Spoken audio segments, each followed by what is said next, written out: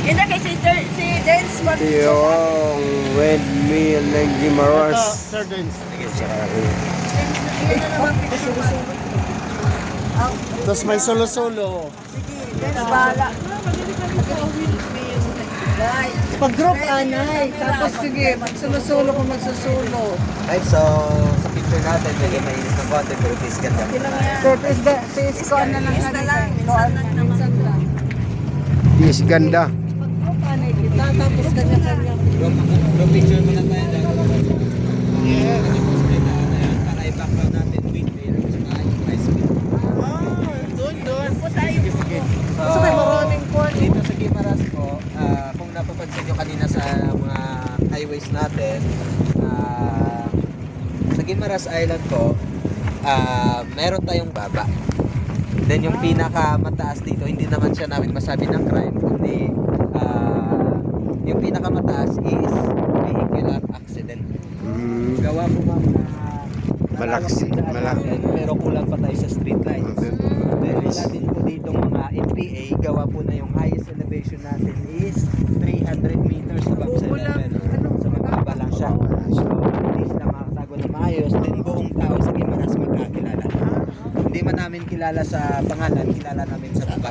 Konti lang pala population Yes po din. ma'am, tsaka parehas na kami lahat ng mukha. Puro pala guwapo tsaka ganda. Sige, ang tama yung camera kay mga solo-solo picture. Tsaka yung mga islet na yan, that is also part of the Gimaras.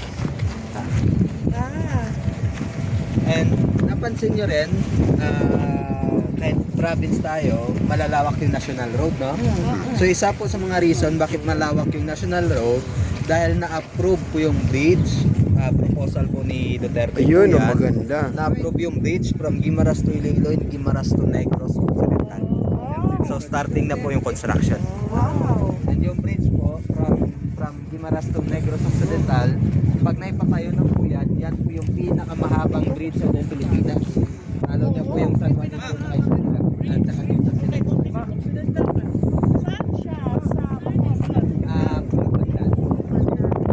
Dito yung mag-start yung bridge, mag-post po dyan sa island, tas Negros.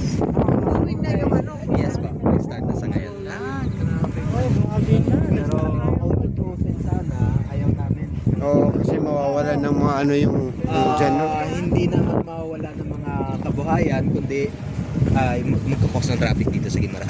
Ayun na, yun na ang pinaka-ano doon. Kuya, di ano kayo, Duterte or Duterte.